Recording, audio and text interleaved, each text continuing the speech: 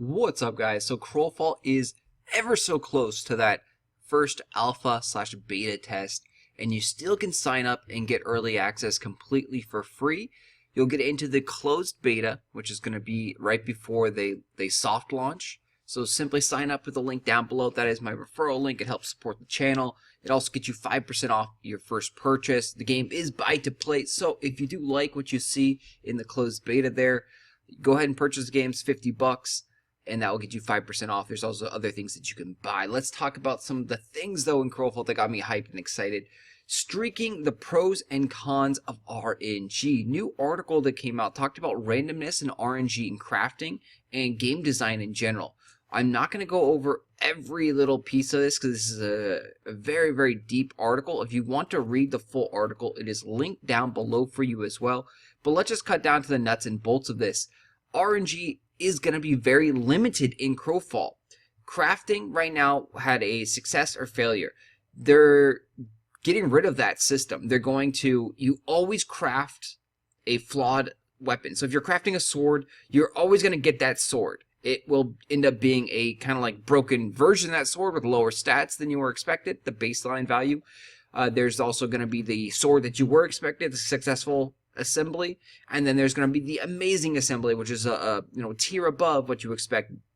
The values that you are expecting is going to be all based on the crafting materials that you put in, the resources that you put into the recipe.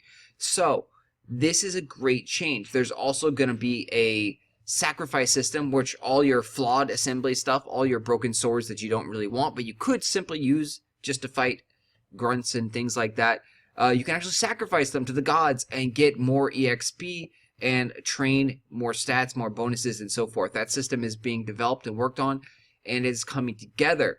Then they did say, they touched upon RNG in, say, like loot drops or gold drops or things like that, or quest drops, stuff like that. The things that you're like, oh, RNG hates me.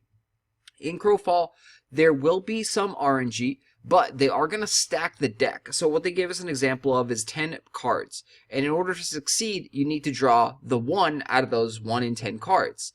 So on your first draw, you draw a card out. You had a 1 in 10 shot, you don't get it. Now, they're taking that card and they're destroying it. So now in your next draw, you have a 1 in 9 shot of actually drawing the card you need, and so forth. So after 2 or 3 draws, you'll have taken out 3 cards of the deck, which will be down to 7 cards. So you'll have a 1 in 7 chance, which means every time that you draw or attempt to roll on this success, you are increasing your odds quite significantly.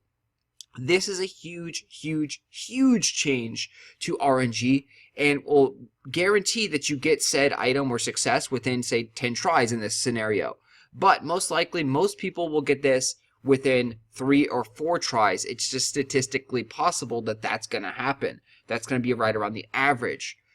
Really, really great change, especially for a game that has campaign worlds, which are going to die and end. And a lot of your weapons and armor are temporary. So having a system like this just feels right and better. There is no endless grind for that said weapon or item or accessory or material. You're going to get it eventually, and the odds are stacked in your favor. So definitely read the article by Thomas Blair, design lead of ArtCraft here for Crowfall.